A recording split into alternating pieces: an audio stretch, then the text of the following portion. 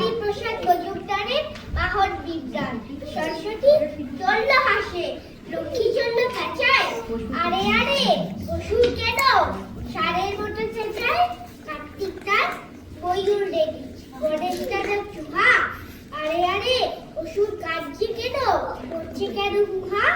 দুর্গা দেবী সিদ্ধ হাসে, হাসি শিবের স্বর্ণ, আরে আরে অসুর রেগেই কি সব করবে লড্ড বড্ড। শিব বললেন কি হয়েছে বললেন তুই বেটা।